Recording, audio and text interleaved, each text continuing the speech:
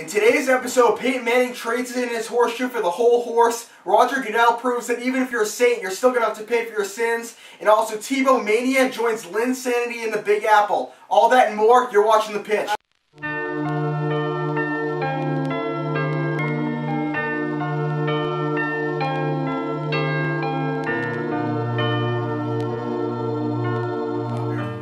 Hello and welcome to The Pitch. As always, I am Mitch Sabatelli. Next to me is Mike Pesperoni. What's up? Tune in to our show that we taped a little bit earlier. It's the MLB preview with all of our predictions. But right now we're going to be talking about all the NFL news. Yep. Starting with Peyton Manning to the Broncos. Pest. I honestly think the San Fran 49ers would have been a very good fit for Peyton Manning. Like a godsend, like flashing lights coming from San Fran saying, come to us, quarterback position filled. We have all the tools you need to win a Super Bowl right now if you come to our team.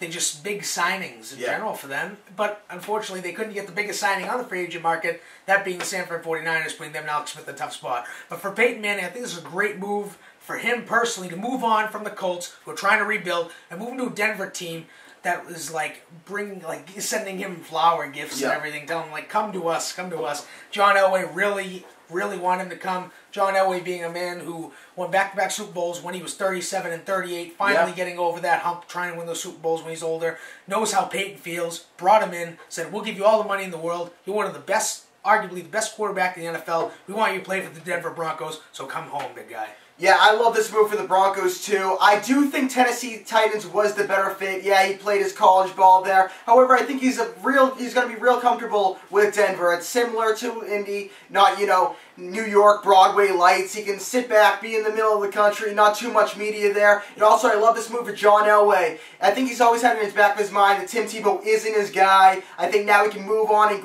get one of the greatest quarterbacks of all time that actually knows how to throw the football in Peyton Manning here. And for this deal, I think it's a solid deal. I think that year off is actually going to benefit Manning. We've seen what it did to Brady. Clear your head for a little bit, come back the next year, makes you think about the game and really appreciate the game. That's what Brady said. I think it's going to be the same thing with Manning. Like Pep said, I mean, everyone's saying now 35 is really old. I mean, not really. Peyton Manning is not a mobile quarterback. He sits back there and throws the ball, and he does that better than anybody else. And I think Manning's 36 in like a 36. So. Yeah, like I mean, week, but yeah, 35, 36. Yeah. Real solid sign for the Broncos here, and I think it was a good move for Peyton Manning. Like I said, he's comfortable here. He can relax, and now he can really settle down. Yeah, I mean, if he went to San Francisco, the only thing if he went to San Francisco, he wants to be the #1 guy, and I think Jim Harbaugh might have taken away some of his spotlight. I think Randy Moss would have put some pressure on him.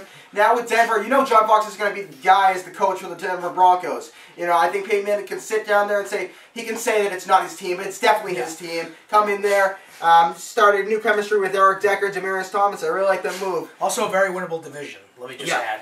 Granted, the Chargers are probably the only team that I think would be in the way, but not really much of a climb.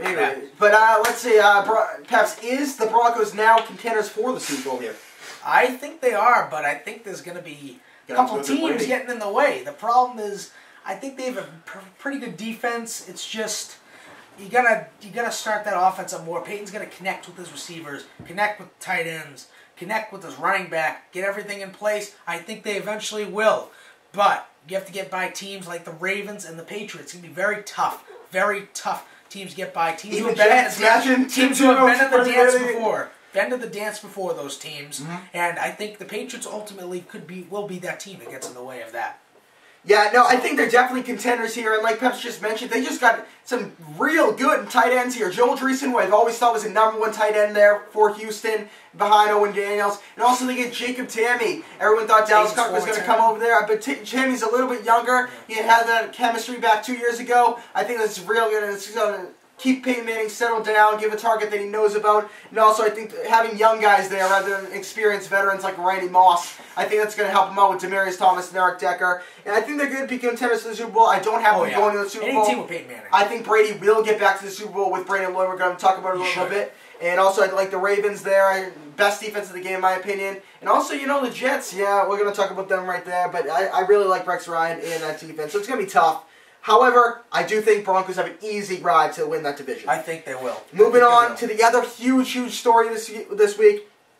Saints bounty penalties. Roger Goodell, he's got some stones here. He docks Sean Payton a whole entire year without pay, spends him the whole year. Also gets rid of Saints' second-round pick this year as well as next year, and fines the team $500,000 as well as suspending Greg Williams indefinitely, which might be might be an NFL ban. What's your thoughts on these penalties? Are they too harsh? Are they just right? Are they not enough? I think Goodell's showing right now he's not the softy that all these people thought that he was as the NFL commissioner. He's showing his chops right now.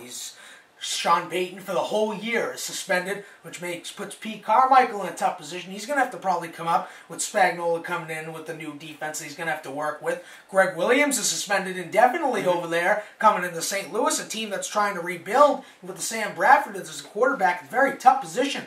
Mickey Loomis suspended for 8 games. Joe Vaught or something like that. I think that's his name. 6 game suspension. I think Loomis. I think Loomis. Oh yeah. Wilma and Vilma and they'll definitely be suspended. A couple other guys. Breeze, I don't like Breeze's reaction. I lost a little respect for Drew Brees, saying I want an I love Drew Brees as much as anybody else, but I hate when these players go, "Why is this happening?" Well, you know what, Sean Payton? You are an idiot. You had 3 years warning to cut the crap and not continue this bounty stuff. You were warned.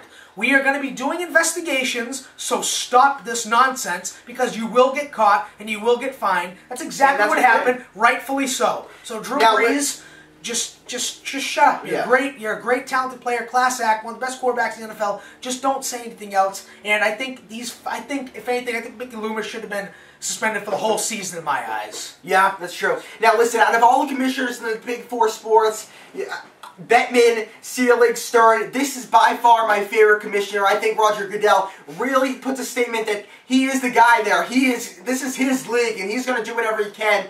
And, you know, everyone said about the Spygate, he docked a first-round pick. This was huge. This was a great move by Roger Goodell. Absolutely, not only just dock him a few picks. When I first saw that, I think Adam Schefter first reported 2 second-rounders when they first came on air. I was like, oh, that's pretty good. And then when they said the Sean Payton thing, that was huge for Roger Goodell and this NFL. By doing that, puts pressure on every team. And if they were doing this, nobody's going to be doing that anymore. There's not going to be any more bounty in this game. I mean, it's ridiculous having a coach pay money to their players. And yeah, it's a motivational technique, but you can't pay money to your players to go out there and physically, you know, hurt other players. I mean, it's you tackle your players. You don't actually try to get them carted off and knocked out. That's inhumane right there.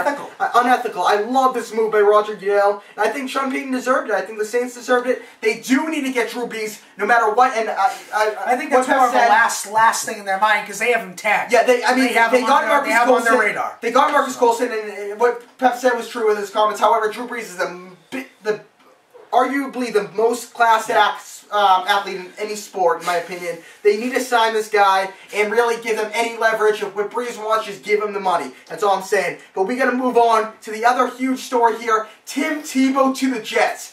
And I'm going to go in a rant here. There's only one team in New York, and that's the New York Giants. I'm just going to call the Jets New York, because that's what they are. They're Broadway. They're media whores. They're absolutely taking Tebow here. And when you first see Tim Tebow there, you thought he was going to go to rejuvenate the franchise in Jacksonville. Sure. Look, that team is screwed right now financially and with fans. They have to have tarps up there to cover up their seats with Jacksonville logos.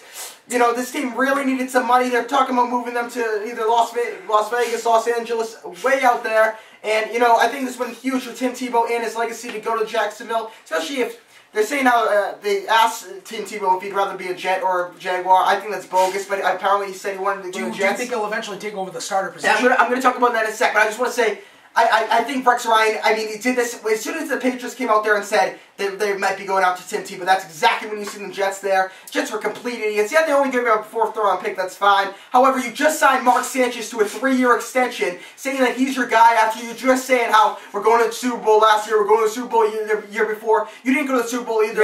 Now throwing Tim Tebow, who's arguably the biggest media attention guy, and for the wrong reasons, in my opinion, going to the Jets. It's only going to light some fire under Mark Sanchez's ass. However, Mark Sanchez, I think, is going to be a little pissed. And yes, I do think Tim Tebow, because these Jets fans are absolute assholes, they're going to want Tim Tebow as their starting quarterback of the season at the end of the season. I think he will be.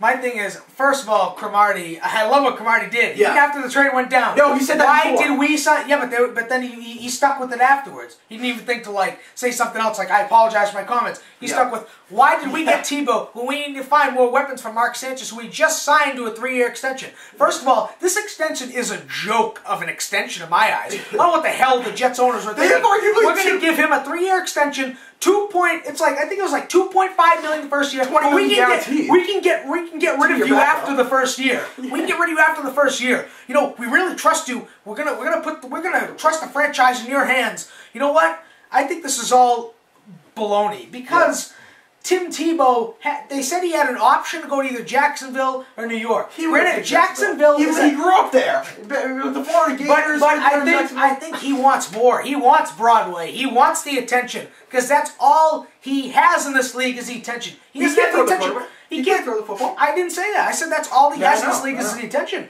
Yeah, I'm gonna say. I just think it's ridiculous. You know what? Why would you sign Tebow behind a guy like Mark Sanchez who can't even find his own status in the NFL? He should be behind Tom Brady, Aaron Rodgers, or should have stayed with Peyton Manning. Very dumb decision. Elway, you clearly don't care about this guy at all. It's a little respect lost for John Elway. I don't care what kind of draft picks you're getting or what kind of a class act of an owner you are and trying to get a guy like Peyton Manning. You just threw Tebow to the Wolves. And then, you threw him to the Jets of all teams. The rotting apple of New York City. Rex running with that foot fetish. Maybe he likes the way that Tim Tebow runs, you know, with the foot fetish. Yeah. However, we're going to have the Wildcat. Two plays a game with this guy in. You know, if I'm anybody, the person I think is most pissed is Santonio Holmes, because I'm a big proponent. If you have two quarterbacks, I don't think you have any quarterback right now. Mark Sanchez is Tim Tebow. Neither of them are true quarterbacks anymore. The reason why Tim Tebow thrives with Denver is because of the whole entire the great story. All that story that story's out of the window now. Now you're a Jet, you're a backup. I do not like this move. I don't think there's a worse place for Tebow to go than the Jets. And I think Tebow will be the starter eventually. I think like 4 or 5 games of the season, Sanchez will start screwing up, throwing interceptions. They're going to be chanting, Tebow, Tebow. They want this guy to play. This guy is the least talented, media hype player I have ever seen in the NFL. He's a great football player. But he's not a guy who should be hyped about this much. He's not a guy going into the playoffs, winning games, having over 500 record in the regular season. He couldn't even get over 500 in the regular season. We got to move on here. Talk about a move I do like. I've been talking about this forever. Brandon Lloyd signs at 3 years, $12 million with the Patriots. This is the one thing that Patriots lacked. You know, they threw that big bomb in the Super Bowl that Rob Gronkowski that got intercepted by Chase Blackburn. This team needed a deep threat. This guy is not that intention guy. They did not need a Vincent Jackson or a Randy Moss to come into this team. All they needed was a Robert Meacham, Brandon Lloyd, or Mario Manningham. They got one of those guys. Brandon Lloyd, 30 years old, still in his prime right now. And I think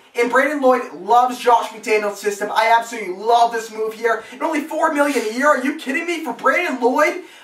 I mean, this is a huge, huge move for the Patriots and Bill Belichick. Tom Brady must be, just ready for this preseason. I think this is going to be a huge statement here. Patriots got out there. They got stalwart Anthony Gonzalez. This is by far the most weapons Tom Brady's ever had in his arsenal here. Look down the line. Rob Gronkowski, Aaron Hernandez, Wes Welker, Brandon Lloyd, Dante Stallworth. Love this move. I think it's a very good move. Brandon Lloyd can only help this team. More wide receivers.